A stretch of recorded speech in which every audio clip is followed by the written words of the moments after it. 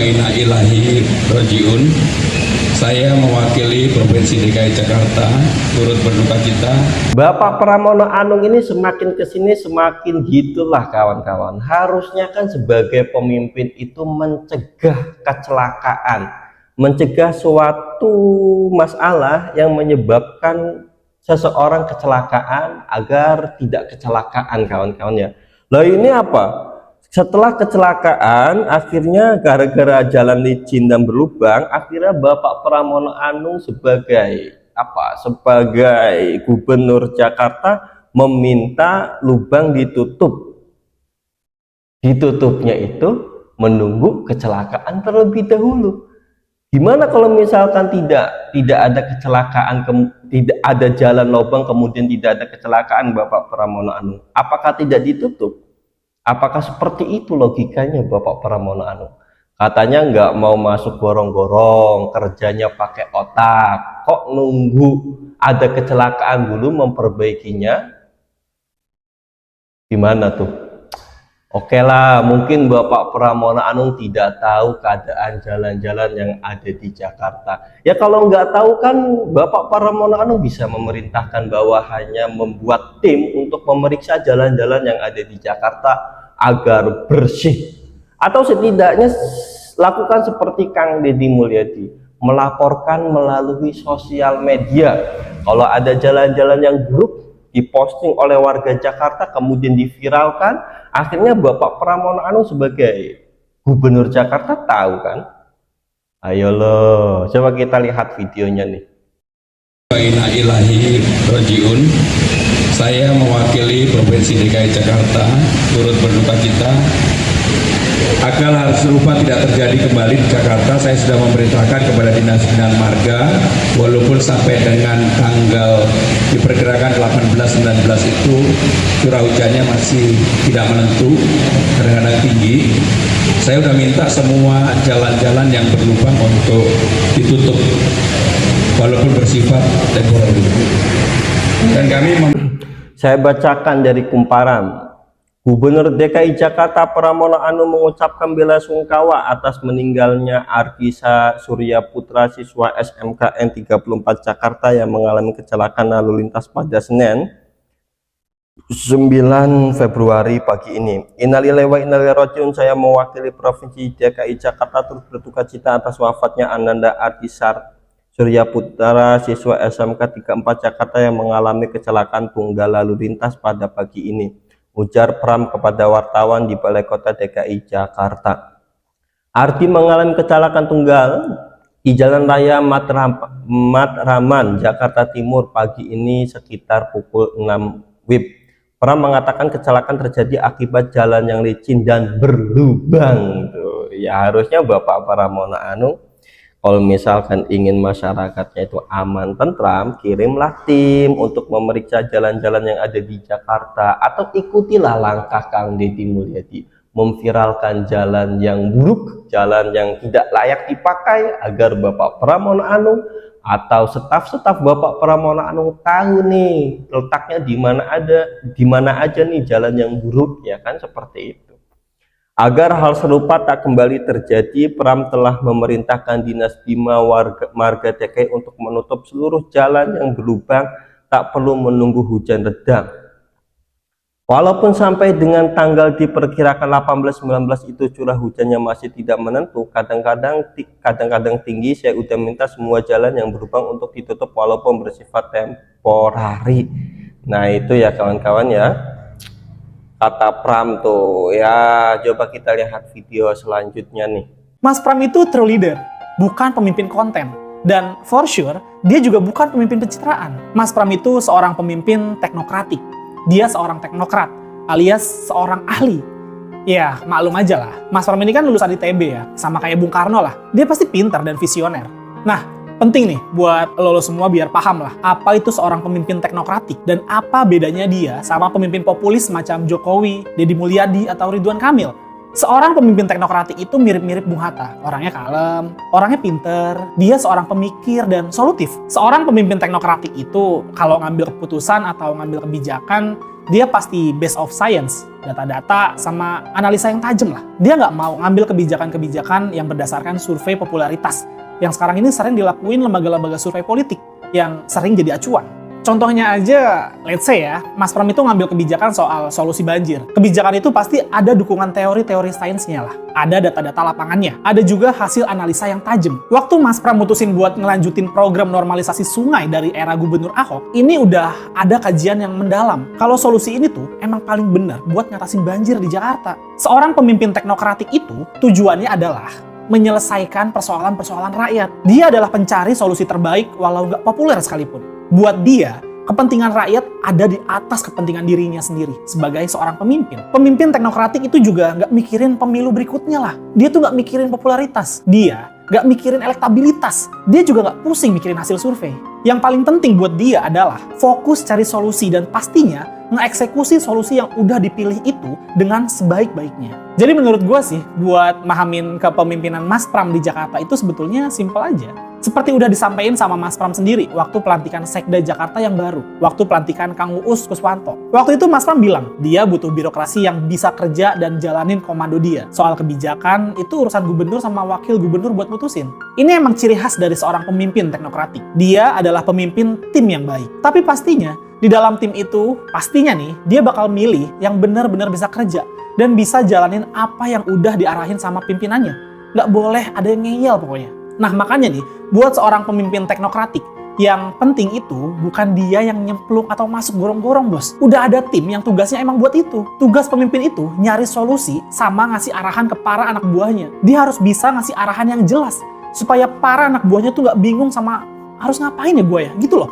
Pesan gue sih, ayo kita semua mulai sadar. Jangan gampang ditipu sama pemimpin yang cuma bisa pencitraan tapi nggak ada hasil kerja nyata buat kita semua, buat rakyat. Jangan lagi milih pemimpin yang hobinya masuk gorong-gorong.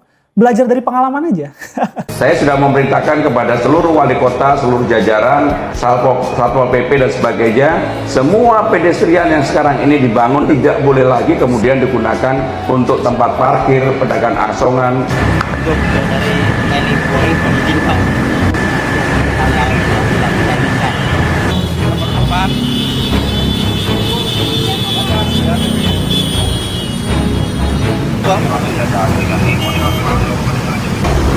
Kalau ada lagi, jangan semuanya.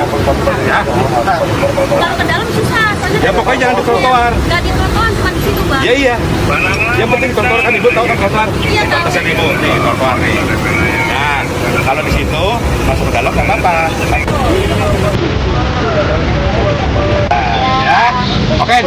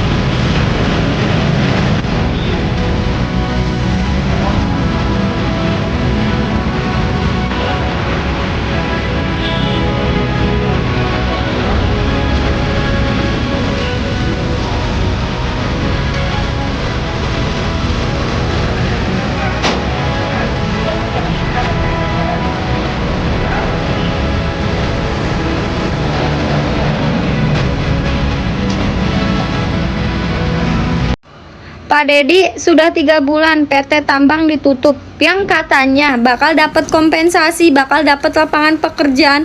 Sudah 3 bulan lebih, Pak. Lapangan pekerjaan tidak ada. Kompensasi juga tidak ada, Pak. Ribuan masyarakat yang kehilangan mata pencariannya, Pak. Bukan 1-2 orang, Pak, tapi ribuan. Terus Bapak menjanjikan kompensasi. Masyarakat di sini yang namanya dijanjikan pasti menunggu, Pak. Sudah 3 bulan lebih kompensasi tidak ada.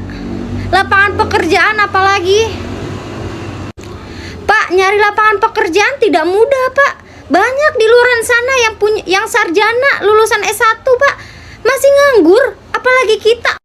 Kalau menurut Bapak lapangan pekerjaan itu mudah, gampang. Coba Pak di sini ya, warga yang terkena dampak akibat penutupan tambang dikasih lapangan pekerjaan, Pak, biar mereka ada kerjaan, Pak. Biar mereka punya penghasilan tetap, Pak. Dan tolong ya Pak, kasih kami kepastian, kasih kami kejelasan, jangan digantung-gantung seperti ini, Pak.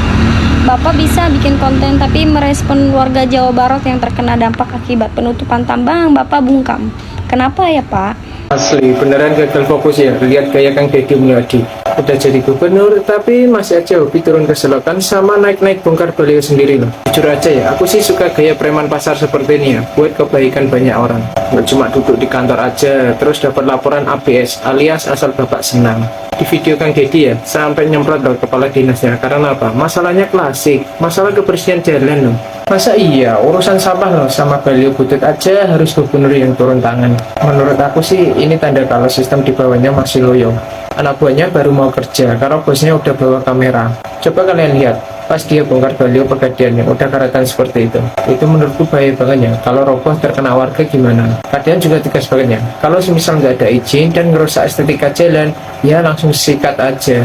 Kadiam juga minta ya 1 kilometer jalan 1 petugas. Logis sih menurut aku ya, biar jalan nggak cuma bagus pas mau lebaran aja. Tapi ya itu ya, aku jadi mikir apa semua gubernur di Indonesia harus kencang ini ya, biar bawahnya baru mau gerak. Soalnya kalau cuma modal perintah di kertas aja, buktinya banyak yang lewat gitu aja. KDM ini menurutku contoh pemimpin salah satunya ya, yang menurutku bawel ya, tapi ada hasilnya. Assalamualaikum Sampurasun KDM Kang Deddy Mulyadi wilujeng mancen tugas mugia aya dina Ginanjar kawilujengan hananguni hana mangke tan hananguni tan hana mangke hamo datang kiwari tanpa bihari nada agung lumur jemar hapuntena tiluhur sausa pramut dihandap sahibas dampal pribados aya sekedik ya, bade ngabahas nalika salira nuju alit bilih ima izin heula pan aya dina Sunda mah kudu mipit kudu amit ngalak kudu bebeja. Tah itu mudah-mudahan sing janten ibroh khususna kanggo diri pribados atau umumna masyarakat Jawa Barat istimewa. Tah geus izin ayeuna mah. Jadi maksudna kieu ye. Kang Deddy Mulyadi KDM dilahirkeun lain tina keluarga anu beunghar. Anjeunna mah ti keluarga sederhana atau salapan bersaudara ramakna pensiun dini kumargi teu damang ieu kapamingpinan diambil alih ku ibuna ngurus salapan anak luar biasa lamun bulan ngora jeung asin tuangna teh lewat di tanggal 5 mah kaditu jeung uyah rek lebaran teh nepikeun ka kuli ieu Deddy Mulyadi keur leutik kuli mangul bata dibayar 5 perak. Terus kulantaran hayang sakola dugikeun ka cincin ibuna diical 7.500 dibelikeun domba sajodo. Tapi ieu pengorbanan anu luar biasa. Didinya saha anu bakal nyangka ieu budak anu ngaranna Deddy Mulyadi hirupna sederhana bakal jadi pamimpin nomor 1 di Jawa Barat. Bakal jadi bupati, bakal jadi anggota DPRD, anggota DPR ayeuna mimpin Jawa Barat. Saha anu bakal nyangka? Maksudna ieu sing jadi hikmah keur urang lamun urang geus lulus tina sagala rupa ujian, geus lulus tina sagala rupa halangan jeung rintangan dina kahirupan ieu, insyaallah sagala rupa kahayang jeung cita-cita bakal laksana. Pola pikirna KDM dina waktu itu asal keyeng pasti pareng ditambah ku doa ti ibuna, doa ti ibu ramana. Jadi istilah na gagal terus nalika asup ka Unpad tejanten akhirna asup ka Purwakarta STIH, tapi henteu cicing bari kuliah oge bari dagang gorengan. Ya Allahu Akbar, pengalaman perjuangan anu sangat luar biasa. Tapi kan kasuksesanana jiga kumaha ayeuna, sok sanajan aya sababaraha hal anu ngajadikeun kagagalan rentasna rumah tangga, tapi ieu teu ngajadikeun beban, tetep cengeng, tetep keyeng keur ngabuktikeun hiji pamimpin anu geus lulus tina ujianana.